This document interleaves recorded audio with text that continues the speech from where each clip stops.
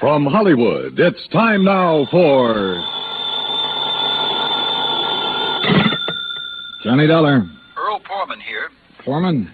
Tri-State Life and Casualty. I'm the branch office manager down here. Oh, sorry, Mr. Foreman, but the answer is no. Well, this is an arson case, Dollar, and we're already having to make one payoff on I'm sorry, but it'll have to wait. I'm going to get as far away from this New England winter as I can. Well, for that, I don't blame you, but there's no reason you shouldn't Look, I've had a rough year of it. I'm tired, and I'm cold. And unless I can get down to where the warm, balmy breezes waft in... Dollar, I have got to have you on this case.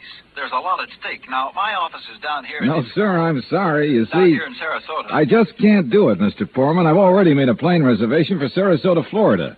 And this is one time I'm going to... Where did you say your branch office is? Sarasota, Florida.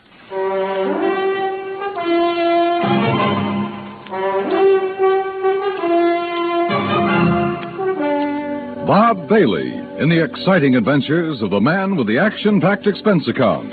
America's fabulous freelance insurance investigator. Yours truly, Johnny Dollar.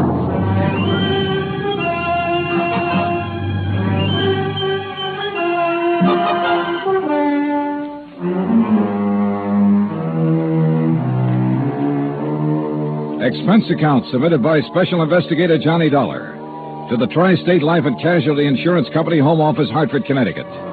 Following is an account of expenses incurred during my investigation of the burning car matter.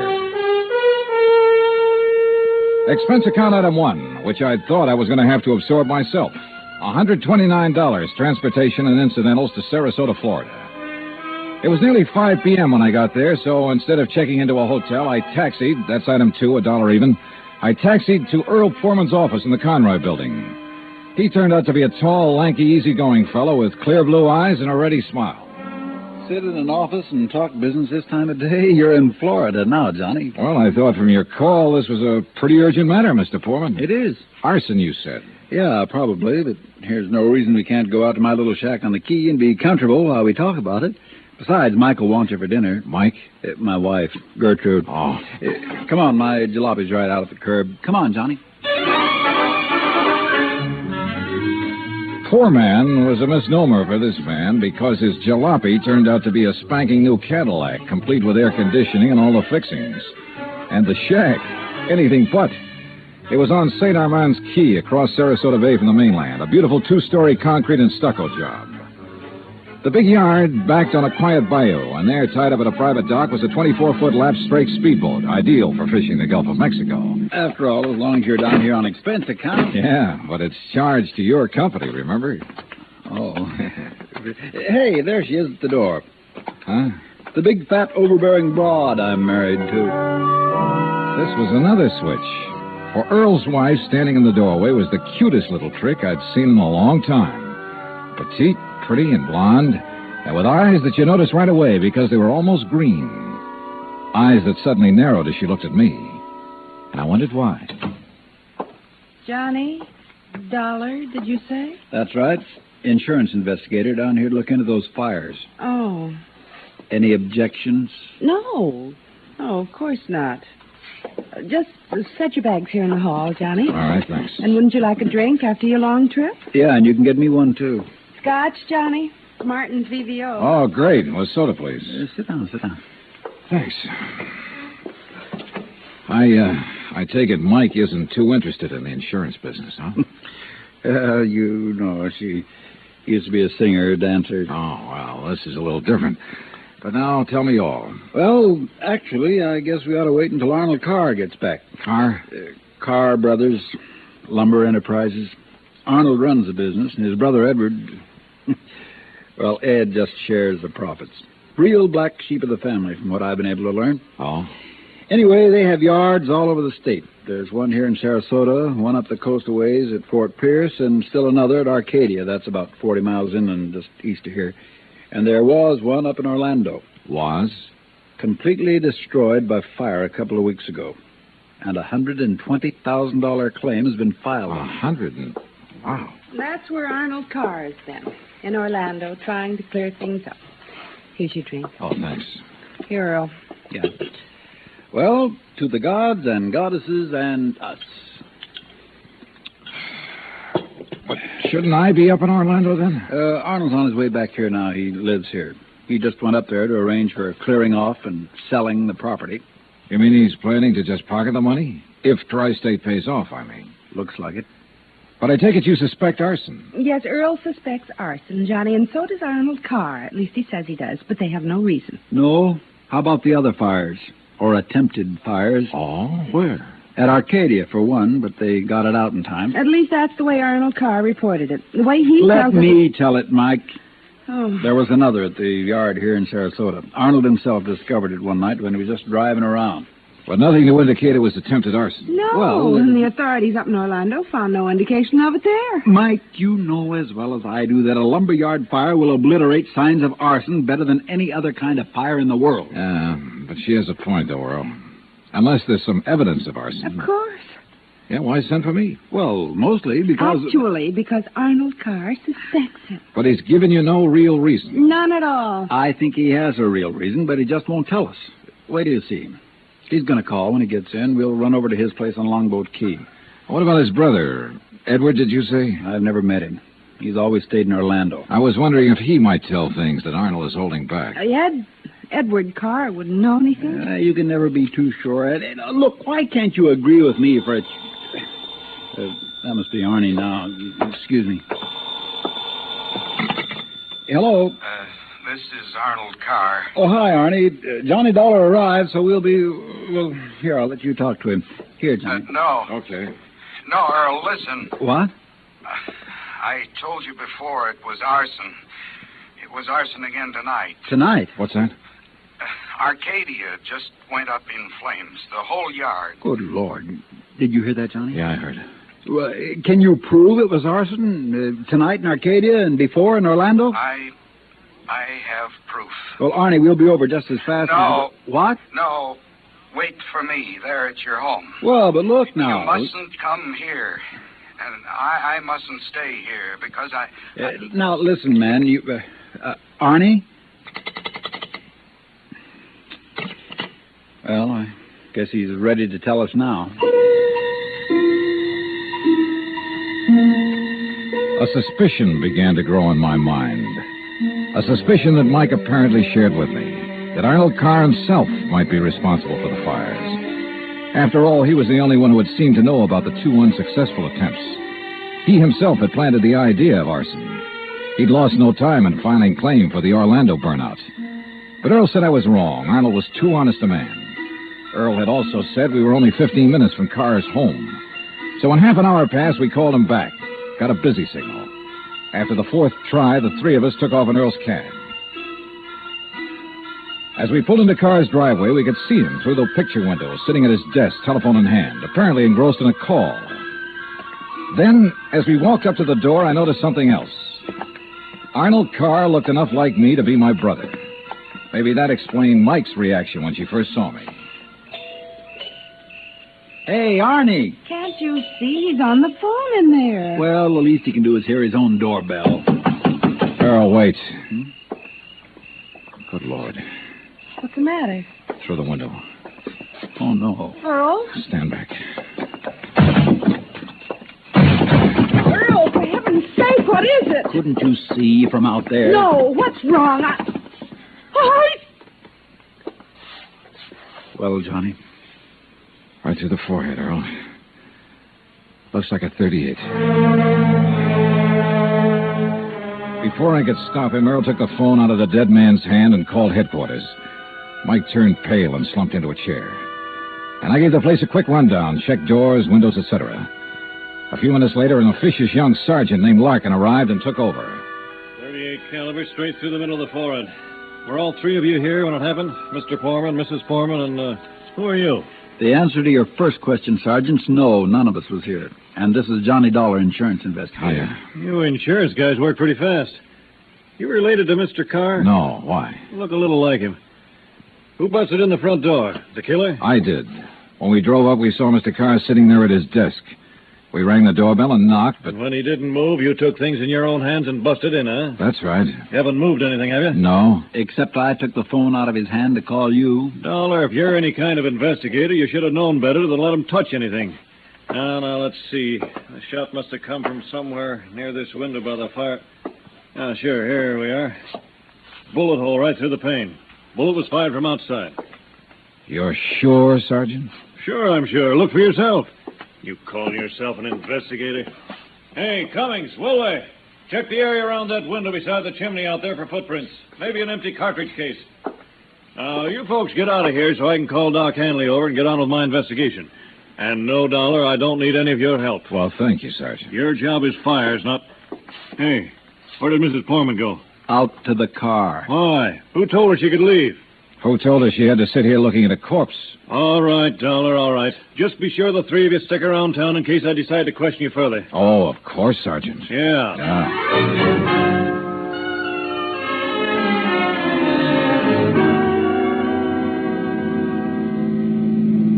Not shot by somebody standing outside? What do you mean, Johnny? Oh, I spotted that bullet hole in the window, too. So? I also noticed there were no particles of glass on the inside sill. But there were some on the outside. Yeah. The shot that made that hole was fired from inside that room to make it look as though it had come from outside.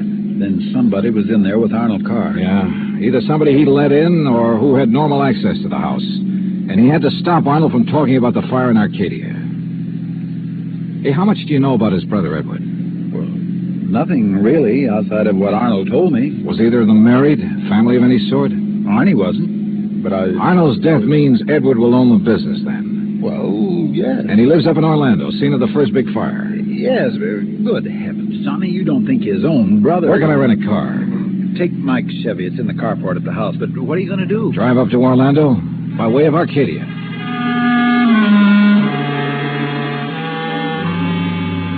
When I got to Arcadia, only a few people were standing around the remains of the fire. One hose company was still working on it, and a couple of police were poking about in the embers. Walking toward it, I almost stumbled over a little old man sitting alone in the darkness beside a palm tree, hunched over, his head in his hands, sobbing. He didn't even look up when I stopped beside him. It's like losing part of my own life, it is. You lost someone in the fire, sir? No, son. Only part of my life. I helped build up that yard. Me and Mr. Arnie. Arnold Carr. All along, he's been worried about it. And last week, when him and me smelled smoke and come over here and put out the barrel of trash that was smoldering, he knew. Knew what? That somebody was trying to burn him out? That's why he stopped by tonight on his way home. That's why we drove over here, him and me. And I brought my gun just in case. Well, we got here too late. It was already blazing. And when he seen the automobile pulling away... What auto? Yes, Frank, he said to me.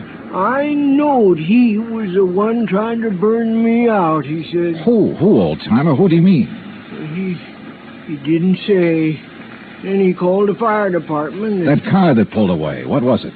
Just a auto, big white Buick. But he tied it in with whoever set the fire. Well, all he said was, I knowed he was the one. Do you know who it was he meant? Well, he told me even if I did know, I should never tell. Even the police. Well, who do you think it was? Break my word to Mr. Arnie? Never, son. All right, look, old man, I'm sorry to have to tell you this. Mr. Arnie's dead. What? Well, he can't be. He was... You. Huh? Maybe you thought in the darkness I wouldn't know you. But I do know you. Oh, now, just a minute, old-timer. If Mr. Arnie's dead, it's because you killed him. What?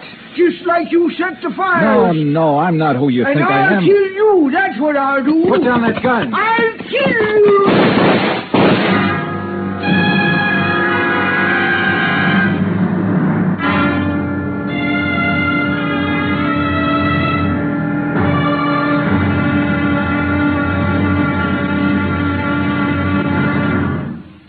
Act 2 of yours truly, Johnny Dollar, in just a moment.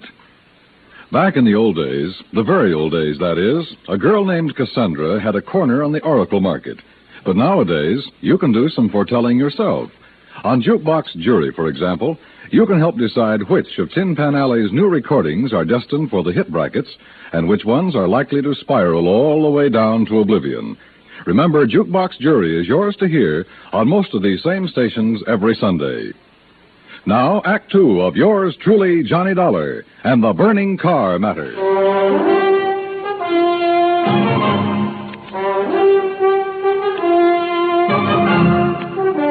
Expense account, item 3, $5.15, gas for the borrowed Chevy to keep me going to Orlando. Either the old man's eyesight was bad or he was just a lousy shot. Either way, it was okay by me. I hated to slap him down, but there was no point hanging around Arcadia trying to explain things to the local authorities. So after making sure I hadn't really hurt him, I appropriated his gun and took off fast. He'd thought I was someone else. Even I had noticed a family-type resemblance to myself and Arnold Carr. Sergeant Larkin had asked me if I was related to him. And now the old man at the fire had apparently thought I was the one who... Oh, well, I'm afraid I made the rest of the trip to Orlando in somewhat less than legal time. And at police headquarters, I barged into the office of Lieutenant Cal Hudson without bothering to be announced. So early in the morning? Sit down while I finish up a report, Mr. Carr. Thanks. I'm trying to reach you, but we got no answer to the phone at your house. Well, that's very interesting, Lieutenant.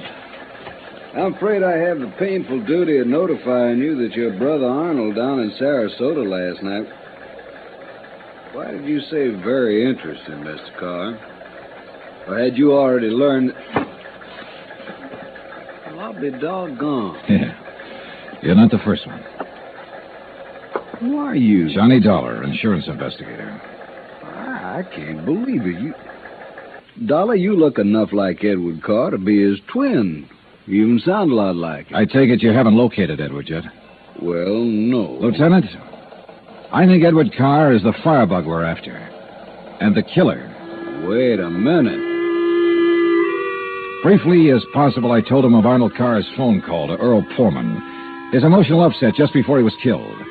I told him Arnold had been murdered by someone inside the house, someone close to him, and that everything indicated that someone could very well be Edward Carr. That's still all just theory, Dollar, without any proof. Well, I will admit that Edward is a pretty worthless playboy living off the profits of the lumber yards. In any event, the lieutenant promised to put out an APB on Edward Carr. It's item 4, $3.25. Before I left him, he gave me Ed Carr's address, 1726 Allen Place. As I expected, there was no answer to the doorbell at 1726, so I tried visiting up the street. It quickly became clear that Ed Carr wasn't very popular in this otherwise quiet, well-ordered neighborhood. Those big, noisy parties at all hours of the night, cars parked up and down the street, blocking respectable people's driveways. Yes, ma'am. You know, well, once in a while you expect a person to have callers and such. Me, I have the ladies' bridge club every third Wednesday, for instance. Well, that's nice. But these are all ladies, not like some of the trash that man and his friends have, dancing and drinking and carrying on at all hours. Yes, you mentioned cars, Mr. You know, people like Mrs. Hereford Robbins. She's awfully nice. And Janet Osterworthy. Now, she's a widow. Well, and, you know, she could have her pick of anybody she liked. But does she ever look at another man? No, sir. And then there's Mrs. Harper. Yes? You mentioned cars.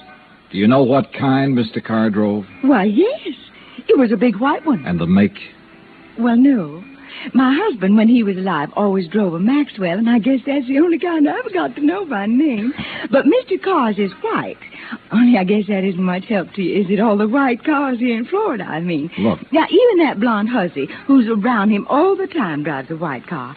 Oh, I really shouldn't use a word like that, though, should I? But it fits. Wait a minute. What blonde, Mrs. Harper? Mr. Dollar, I don't pay any attention to people like that. Why, you think she owned that house of his, the way she keeps popping in and out all hours as if she belonged there. Mrs. Harper. And drives all the way up from Sarasota, too. Do you know who she is? I do not. I refuse to pay any attention to people like... And the way she dresses, too, like a newly rich chorus girl with all her fancy clothes and furs and things. How do you know she comes from Sarasota? By the license on her car, of course. Every city has its own number, you know that very well. And hers is 12WW something. And you don't know her name? Of course not. Flaunting all those expensive furs as though she'd bought and paid for them herself. And if there's anything I hate to see, it's a little shrimp loaded down with furs. Now, a tall person I like see. me... And well, her thanks. eyes... Oh, if there's anyone I don't trust, it's a person with green eyes. Well, Thank you, Mrs. Harper. Her description of Carr's girlfriend stopped me in my tracks. That description could fit Mike Poorman to the letter. Petite, blonde, green eyes, and she came from Sarasota. And then I remembered Mike's reaction when she first saw me. Her dismissal of Edward as a possible suspect. There was obvious friction between Earl and Mike, too. I figured it was just normal in a couple who'd been married for a while. But now... Item 5, a $1.30 phone call from the nearest booth I could find to Earl Poorman at his office in Sarasota. No, she isn't, Johnny. Why? Well, do you know where Mike is? When I woke up this morning, I could hear her talking to her girlfriend, Betty, on the phone downstairs. Betty? Betty lives here in Sarasota. They used to be on the stage together, Sister Act, you know. Yeah, well, Well, then when I went down for breakfast, she was gone. Took my car, too. I had to come here to the office in a taxi. Yeah, well, okay, Earl. Thanks a lot. Hey, now, wait a minute. How are you doing? You found out anything I ought to know about this arson and murder business? No, Earl. Nothing that you need to worry about. Liar. I sat down at a corner drugstore. That's item 5, 80 cents, over a sandwich and a Coke to try to think things out. But I'm afraid I didn't like anything that I thought. Finally, I drove over to Allen Place again.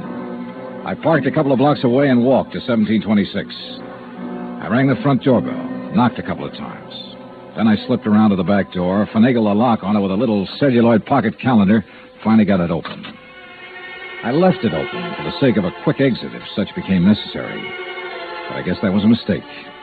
For a couple of minutes later, as I rounded a corner from the den into the living room, I felt the barrel of a gun poked into my back.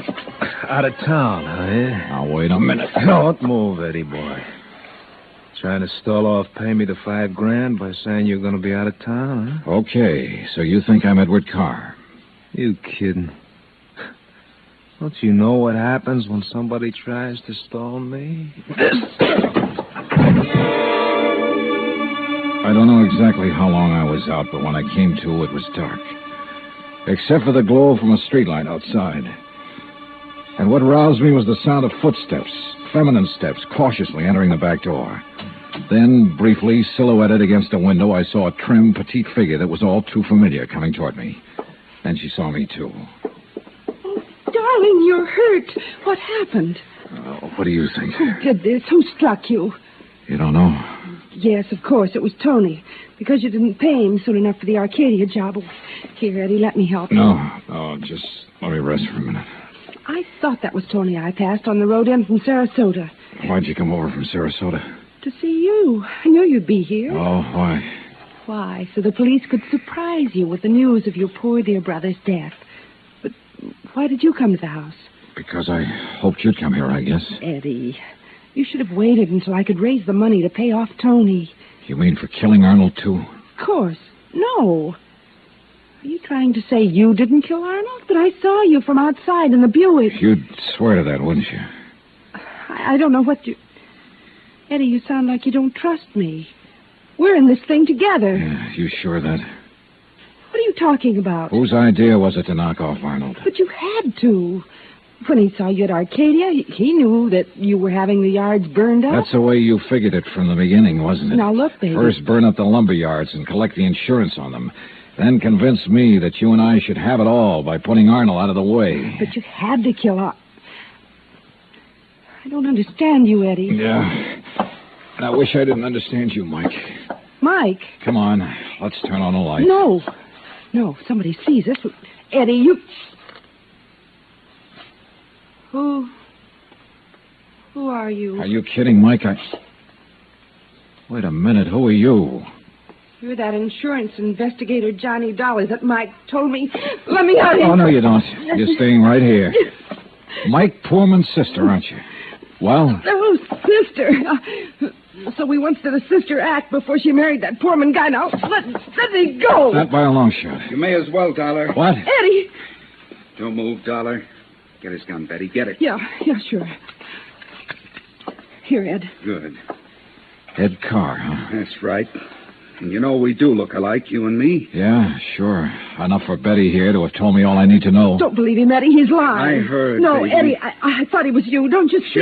Sure. Why'd you come up here anyway? Because Mike told me that Dollar was coming up here. You've been shooting off your mouth to her, too? She knew about us. She thought you might have something to do with the fire. She was my friend. She was trying to get me out of this whole mess, and I wish I'd listened to her. Well, it's too late now, baby. Eddie, what are you going to do? Now I got to get rid of both of No! them. And figure some way to shut up Tony's mouth. Ed, please! You know you'd never get away with it, Carr. Oh, no, I'll call him. That's what I'll do.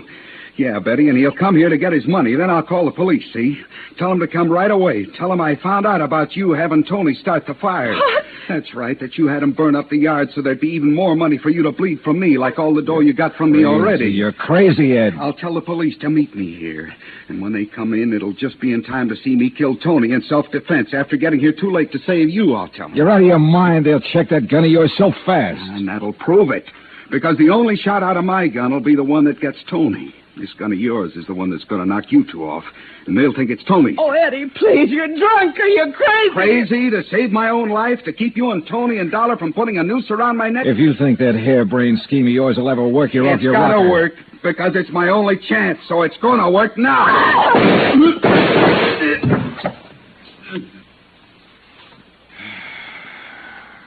Thanks, Lieutenant.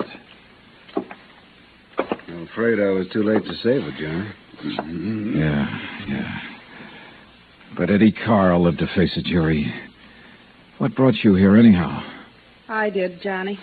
Mike, stay there. From Hollywood. Stay right here, Mike. I know. I don't want to see it. She was my friend. Where's Earl? I came alone. When I talked to Betty this morning, I knew your suspicions about Ed were right because, you see, I knew Betty and Ed were going together. Earl didn't know. Yeah. Maybe you better call him.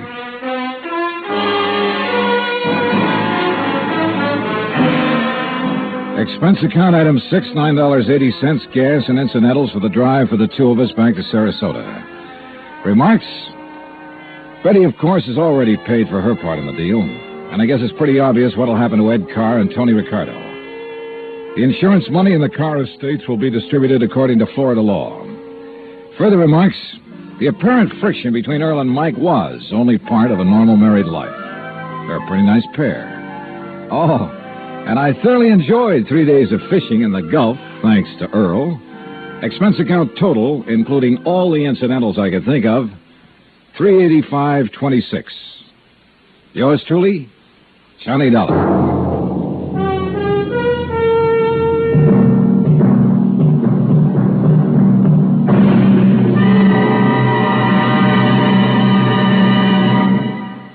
Our star will return in just a moment.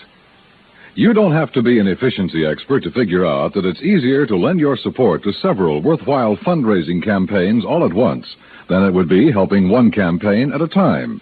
That kind of efficiency is yours to enjoy through the United Community Campaigns. CBS Radio hopes that when the United Community Campaigns are underway in your town, that you'll remember how much good you can accomplish with one gesture of support. Now, here's our star to tell you about next week's story. Next week, a case with a real twist. One that I think will just about tear your heart out. Join us, won't you? Yours truly, Johnny Dollar.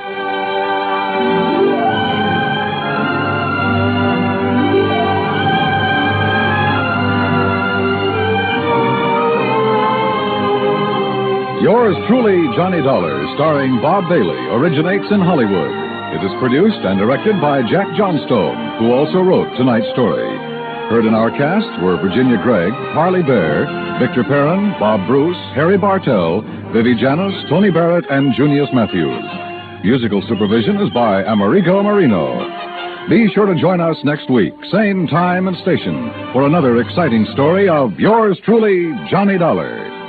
Dan Cubberly speaking.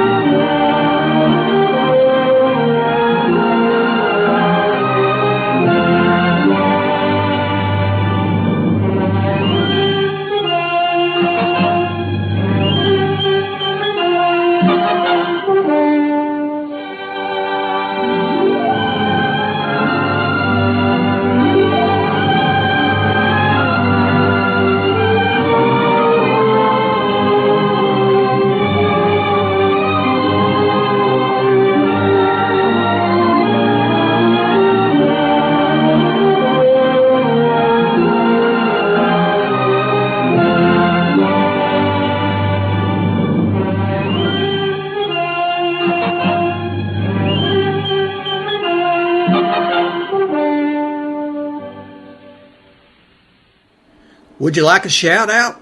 Leave a comment in the section below. Tell me who you want to shout out to, who you want to shout out from, and we'll get it up here for you. Hey, we want to say thanks for tuning in. Please like and subscribe so you don't miss any. You got a lot more of these up there. Go check them out under the playlist. Leave us a comment. Tell us what you want to see, what you think, and we'll see you next time.